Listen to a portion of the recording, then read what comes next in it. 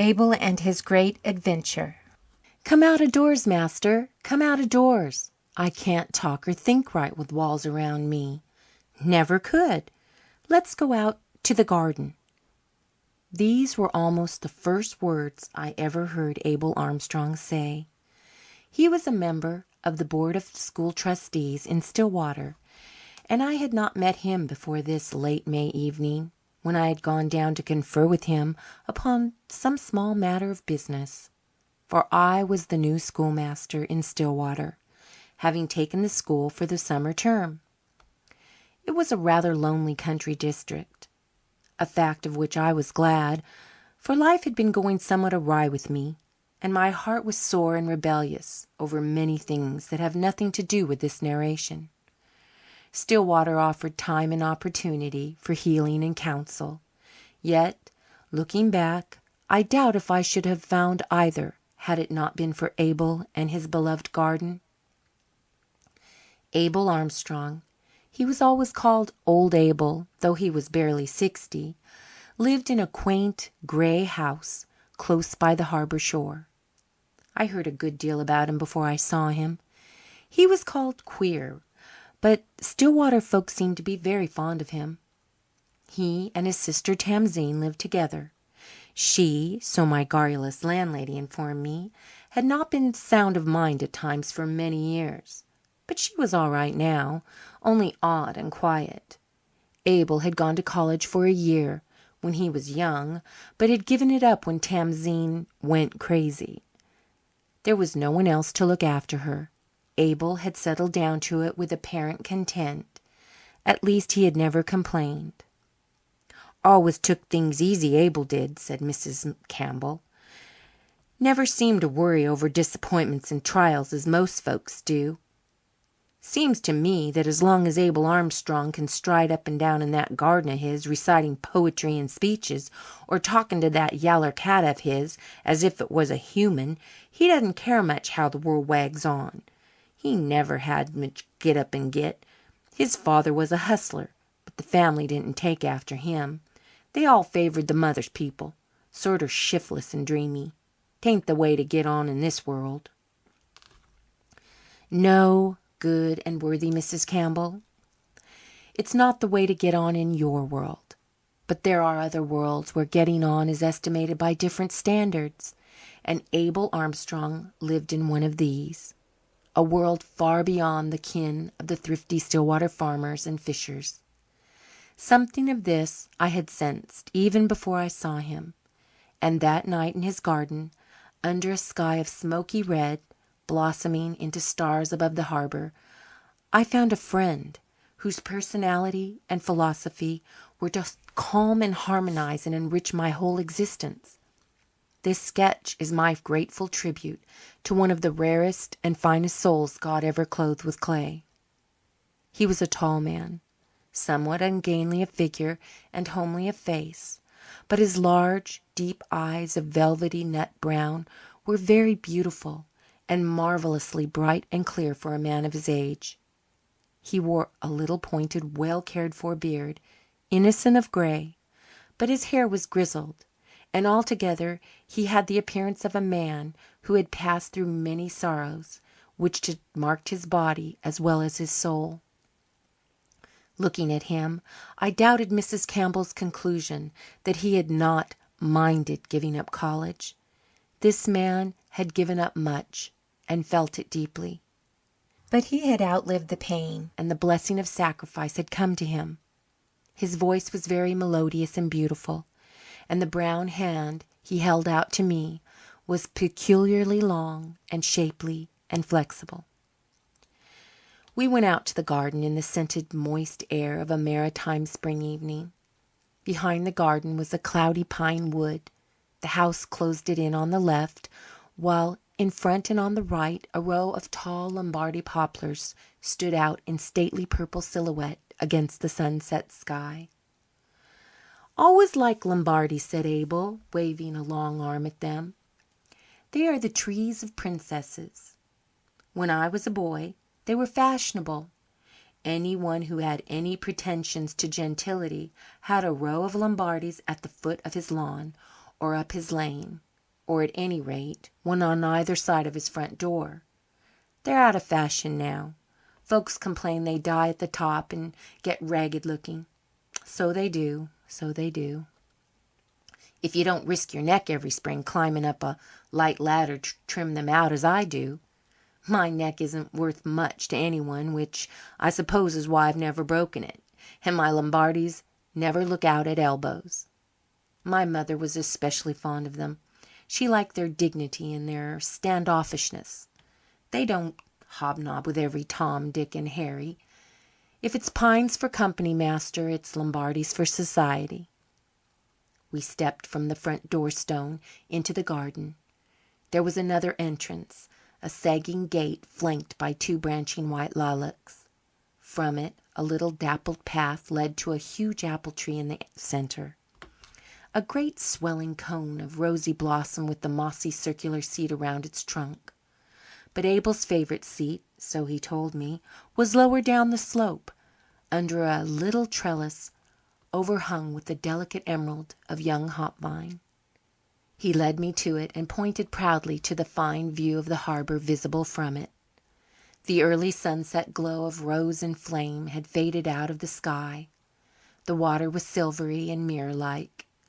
Dim sails drifted along by the darkening shore. A bell was ringing in a small Catholic chapel across the harbour. Mellowly and dreamily sweet the chime floated through the dusk, blent with the moan of the sea. The great revolving light at the channel trembled and flashed against the opal sky, and far out beyond the golden sand dunes of the bar was the crinkled grey ribbon of a passing steamer's smoke. "There, isn't that view worth looking at?" said old Abel with a loving proprietary pride. "You don't have to pay anything for it either. All that sea and sky free, without money and without price. Let's sit down here in the hop-vine arbour, master. There'll be a moonrise presently. I'm never tired of finding out what a moonrise sheen can be like over that sea. There's a surprise in it every time. Now, master, you're getting your mouth in a proper shape to talk business. But don't you do it. Nobody should talk business when he's expecting a moonrise. Not that I like talking business at any time."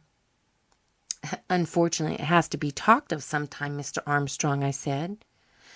"Yes, it seems to be a necessary evil, master," he acknowledged. "But I know what business you've come upon, and we can settle it in 5 minutes after the moon's well up.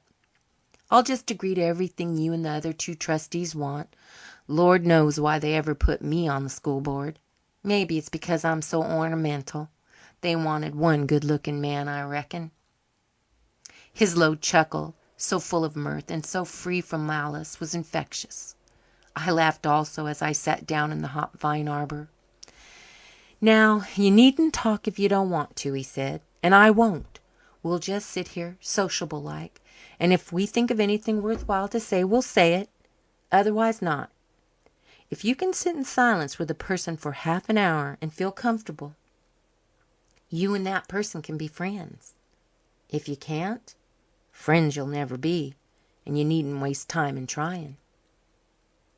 Abel and I passed successfully the test of silence that evening in the hop-vine arbour. I was strangely content to sit and think, something I had not cared to do lately. A peace, long unknown to my stormy soul, seemed hovering near it. The garden was steeped in it. Old Abel's personality radiated it. I looked about me and wondered whence came the charm of that tangled, unworldly spot. "Nice and far from the marketplace, isn't it?" asked Abel suddenly, as if he had heard my unasked question. "No buying and selling and getting gain here. Nothing was ever sold out of this garden. Tamzine has her vegetable plot over yonder, but what we don't eat we give away. Geordie Marr down the harbour has a big garden like this, and he sells heaps of flowers and fruits and vegetables to the hotel folks. He thinks I'm an awful fool because I won't do the same. Well, he gets money out of his garden, and I get happiness out of mine. That's the difference. Supposing I could make more money, what then? I'd only be taking it from people that needed it more. There's enough for Tamzine and me. As for Geordie Marr, there isn't a more unhappy creature on God's earth. He's always stewing in a broth of trouble, poor man. Of course, he brews up most of it for himself, but I reckon that doesn't make it any easier to bear. Ever sit in a hop vine arbor before, master?" I was to grow used to Abel's abrupt change of subject. I answered that I never had. "Great place for dreaming," said Abel complacently. "Being young, no doubt you dream a plenty." I answered hotly and bitterly that I had done with dreams. "No, you haven't," said Abel meditatively. "You may think you have. What then? First thing you know you'll be dreaming again, thank the Lord for it. I ain't going to ask you what soured you on dreaming just now. After a while you'll begin again, especially if you come to this garden as much as I hope you will. It's chock full of dreams, any kind of dreams. You take your choice. Now, I favor dreams of adventures. If you'll believe it, I'm 61 and I never do anything rasher than go out cod fishing on a fine day. But I still lust after adventures. Then I dream I'm an awful fella, bloodthirsty." I burst out laughing. Perhaps laughter was somewhat rare in that old garden. Tamzine, who was weeding at the far end, lifted her head in a startled fashion and walked past us into the house. She did not look at us or speak to us. She was reputed to be abnormally shy. She was very stout and wore a dress of bright red and white striped material.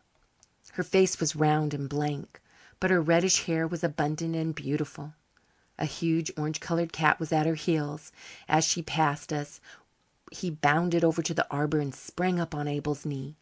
He was a gorgeous brute, with vivid green eyes and immense white double paws. "Captain Kidd, Mr. Woodley," he introduced us as seriously as if the cat had been a human being. Neither Captain Kidd nor I responded very enthusiastically. "You don't like cats, I reckon, master," said Abel, stroking the captain's velvet back. "I don't blame you. I was never fond of them myself until I found the captain. I saved his life, and when you've saved a creature's life you're bound to love it. It's next thing to giving it life. There was some terrible thoughtless people in the world, master. Some of those city folks who have summer homes down the harbour are so thoughtless that they're cruel. It's the worst kind of cruelty, I think. The thoughtless kind. You can't cope with it. They keep cats there in the summer and feed them and pet them and doll them up with ribbons and collars, and then in the fall they go off and leave them to starve or freeze. Makes my blood boil, master. One day last winter I found a poor old mother cat dead on the shore, lying against the skin and bone bodies of her 3 little kittens. She had died trying to shelter them. She had her poor stiff paws around them. Master, I cried. Then I swore. Then I carried those poor little kittens home and fed 'em up and found good homes for 'em. I know the woman who left the cat.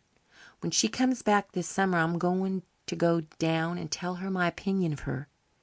It'll be rank meddling, but Lord, how I love meddling in a good cause." "Was Captain Kidd one of the forsaken?" I asked. "Yes, I found him one bitter cold day in winter, caught in the branches of a tree by his darn full ribbon collar. He was almost starving. Lord, if you could have seen his eyes! He was nothing but a kitten, and he'd got his living somehow since he'd been left till he got hung up. When I loosed him, he gave my hand a pitiful swipe with his little red tongue. He wasn't the prosperous freebooter you behold now. He was meek as Moses. That was 9 years ago.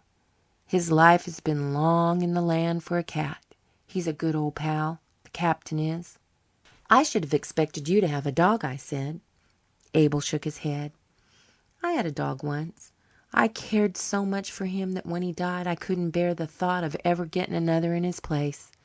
He was a friend, you understand. The captain's only a pal.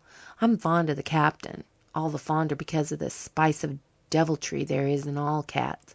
But I loved my dog. There isn't any devil in a good dog. That's why they're more lovable than cats. but I'm darned if they're as interesting." I laughed as I rose regretfully. "Must you go, master? And we haven't talked any business after all. I reckon it's that stove matter you've come about." "It's like those two fool trustees to start up a stove sputter in spring. It's a wonder they didn't leave it till dog days and begin then." "They merely wished me to ask if you approved of putting in a new stove."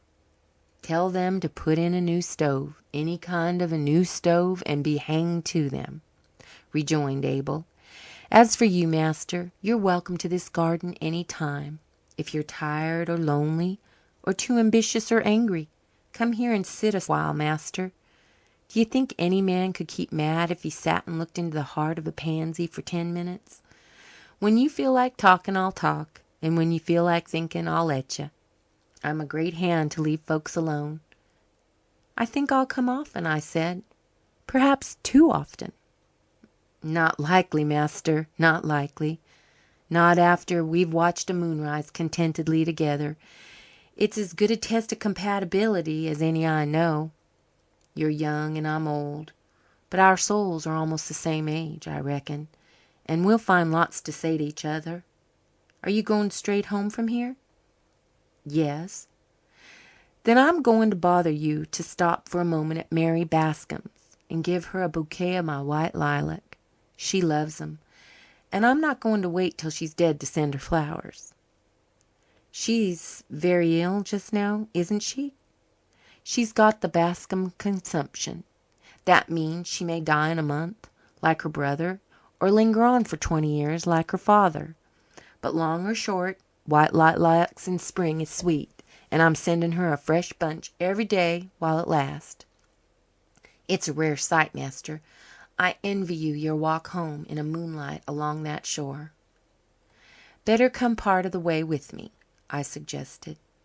"No." Abel glanced at the house. "Tamzine never likes to be alone o' nights, so I take my moonlight walks in the garden. The moon's a great friend of mine, master. I've loved her ever since I can remember. When I was a little lad of 8 I fell asleep in the garden one evening and wasn't missed. I woke up alone in the night, and I was most scared to death, master. Look, what shadows and queer noises there were. I durst move. I just sat there, quaking. Poor small mite. Then all at once I saw the moon looking down at me through the pine boughs, just like an old friend. I was comforted right off, got up and walked to the house as brave as a lion, looking at her. Good night, master. Tell Mary the lilacs will last another week yet." From that night Abel and I were cronies. We walked and talked and kept silent and fished cod together. Stillwater people thought it very strange that I should prefer his society to that of the young fellows of my own age.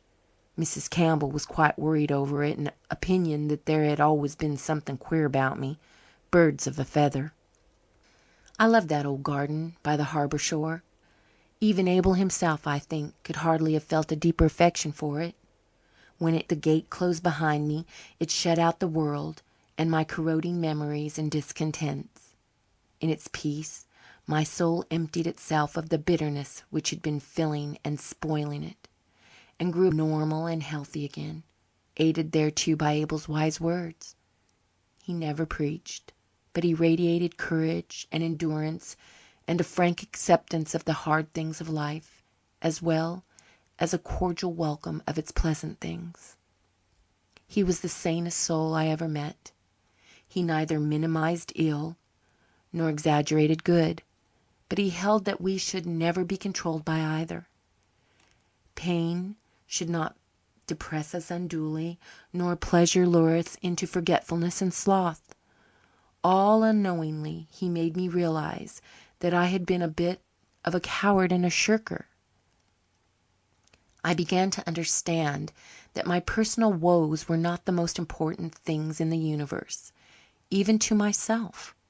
In short, Abel taught me to laugh again. And when a man can laugh wholesomely, things are not going too badly with him.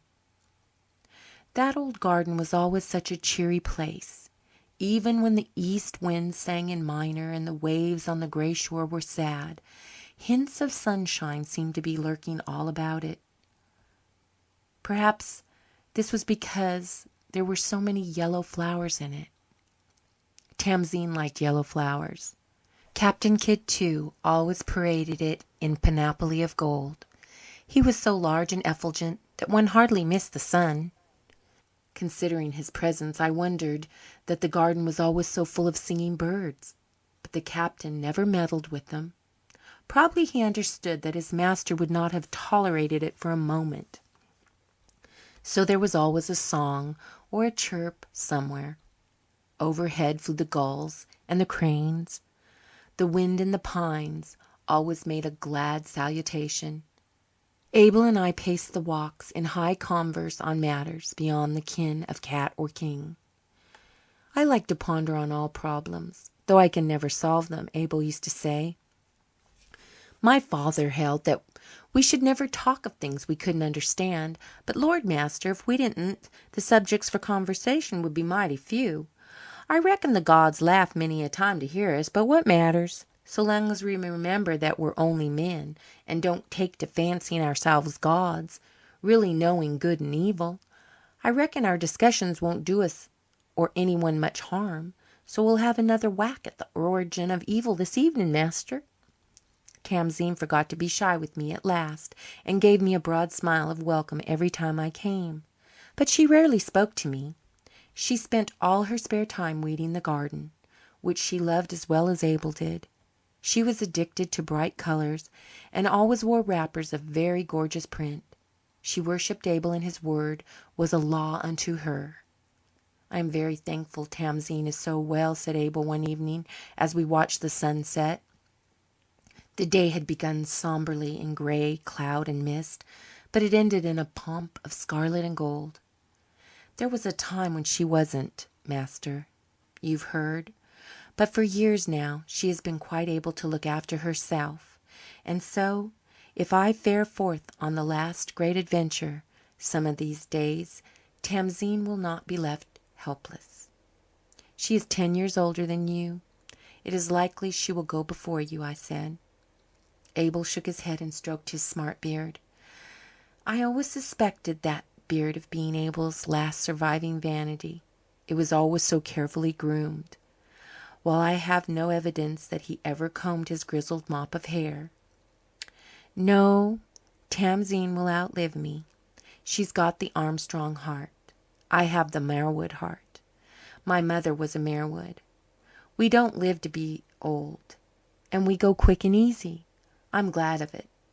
I don't think I'm a coward, master, but the thought of a lingering death gives me a queer sick feeling of horror. There, I'm not going to say any more about it. I just mentioned it so that some day when you hear that old Abel Armstrong has been found dead, you won't feel sorry. You'll remember I wanted it that way. Not that I'm tired of life either. It's very pleasant, what with my garden and Captain Kidd and the harbour out there. But it's a trifle monotonous at times, and death will be something of a change, master. I'm real curious about it." "I hate the thought of death," I said gloomily. "Oh, you're young. The young always do. Death grows friendlier as we grow older. Not that one of us really wants to die, though, master. Tennyson spoke truth when he said that. There's old Mrs. Warner at the Channel Head. She's had heaps of trouble all her life, poor soul, and she's lost almost every one she cared about. She's always saying that she'll be glad when her time comes, and she doesn't want to live any longer in this vale of tears. But when she takes a sick spell, Lord, what a fuss she makes, master. Doctors from town and a trained nurse and enough medicine to kill a dog. Life may be a vale of tears, all right, master, but there's some folks who enjoy weeping, I reckon." Summer passed through the garden with her procession of roses and lilies and hollyhocks and golden glow. The golden glow was particularly fine that year. There was a great bank of it at the lower end of the garden, like a huge billow of sunshine. Tamzine revelled in it, but Abel liked more subtly tinted flowers. There was a certain dark, wine-hued hollyhock which was a favourite with him. He would sit for hours looking steadfastly into one of its shallow satin cups. I found him so one afternoon in the hop vine arbor. "This colour always has a soothing effect on me," he exclaimed. "Yellow excites me too much, makes me restless, makes me want to sail beyond the bourne of sunset. I looked at that surge of a golden glow down there today till I got all worked up and thought my life had been an awful failure. I found a dead butterfly and had a little funeral, buried it in the fern corner, and I thought I hadn't been any more use in the world than that poor little butterfly. Oh, I was woeful, master. Then I got me this hollyhock and sat down here to look at it alone. When a man's alone, master, he's most with God or with the devil. The devil rampaged around me all the time I was looking at that golden glow, but God spoke to me through the hollyhock, and it seemed to me that a man who's as happy as I am and has got such a garden has made a real success of living." "I hope I'll be able to make as much of a success," I said sincerely. "I want you to make a different kind of success, though, master," said Abel, shaking his head. "I want you to do things, the things I'd have tried to do if I'd had the chance. It's in you to do them, if you set your teeth and go ahead." "I believe I can set my teeth and go ahead now, thanks to you, Mr. Armstrong," I said. "I was heading straight for failure when I came here last spring, but you've changed my course." "Given you a sort of compass to steer by, haven't I?" queried Abel with a smile.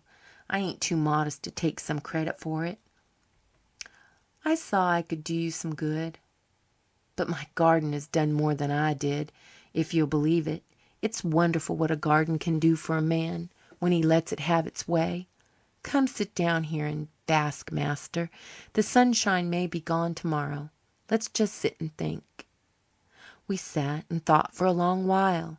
Presently Abel said abruptly, "You don't see the folks I see in this garden, master. You don't see anybody but me and old Tamzine and Captain Kidd.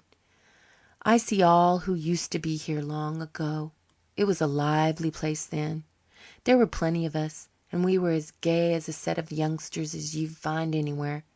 We tossed laughter backwards and forwards here like a ball, and now old Tamzine and older Abel are all that are left."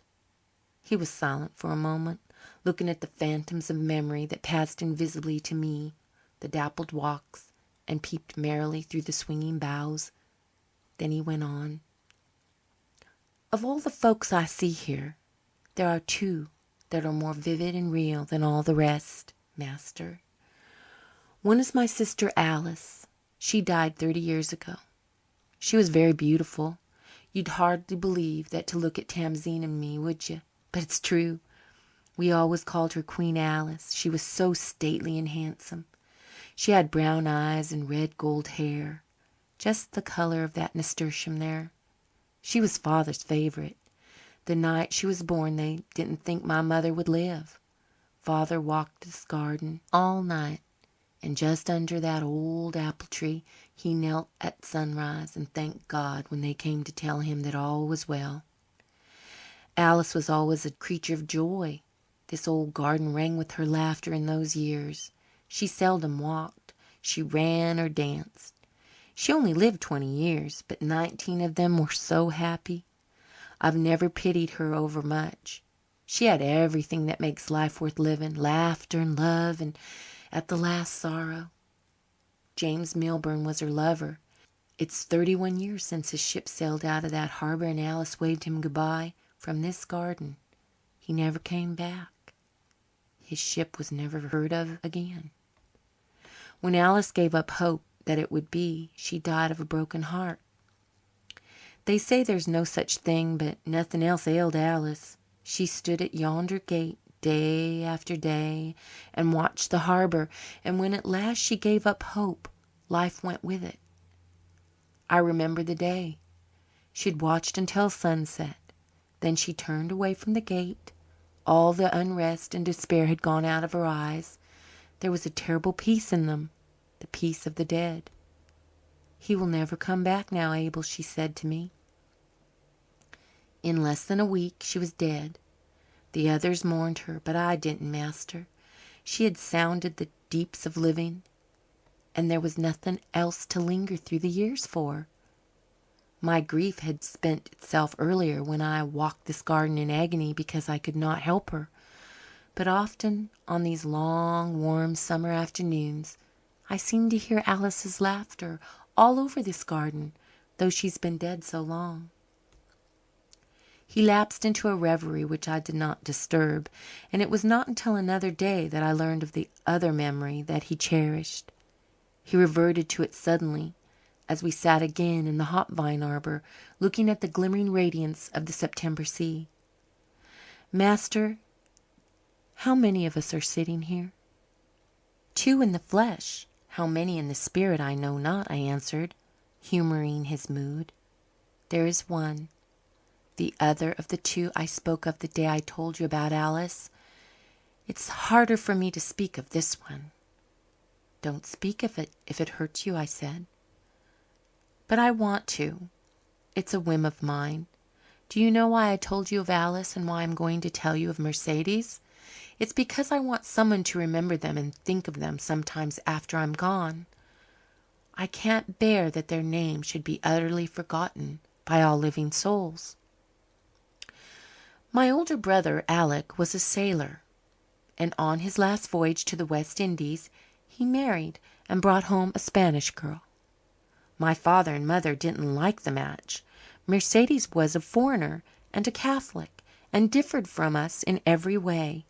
But I never blamed Alec after I saw her. It wasn't that she was so very pretty. She was slight and dark and ivory-coloured, but she was very graceful, and there was a charm about her, master, a mighty and potent charm. The women couldn't understand it. They wondered at Alec's infatuation with her. I never did. I loved her too, master, before I had known her a day. Nobody ever knew it. Mercedes never dreamed of it. But it's lasted me all my life. I never wanted to think of any other woman. She spoiled a man for any other kind of woman, that little pale, dark-eyed Spanish girl. To love her was like drinking some rare sparkling wine. You'd never again have any taste for a commoner draught. I think she was very happy the year she spent here. Our thrifty womenfolk in Stillwater jeered at her because she wasn't what they called capable. They said she couldn't do anything, but she could do one thing well. She could love. She worshipped Alec. I used to hate him for it. Oh, my heart had been very full of black thoughts in its time, master, but neither Alec nor Mercedes ever knew, and I'm thankful now that they were so happy. Alec made this arbour for Mercedes. At least, he made the trellis, and she planted the vines. She used to sit here most of the time in summer. I suppose that's why I like to sit here. Her eyes would be dreamy and far away until Alec would flash his welcome. How that used to torture me, but now I like to remember it. And her pretty soft foreign voice and little white hands.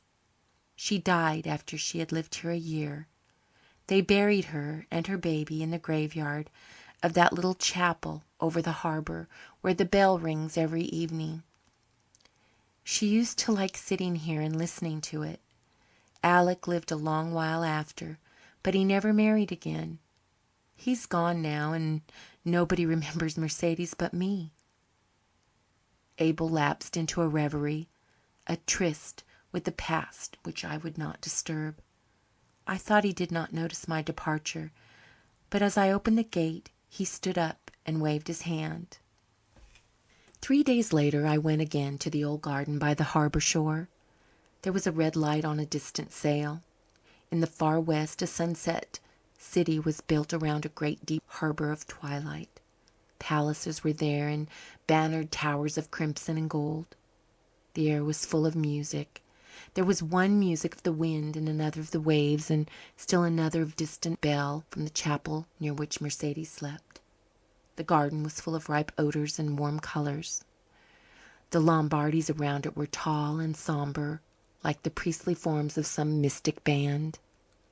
Abel was sitting in the hop vine arbour. Beside him Captain Kidd slept. I thought Abel was asleep too.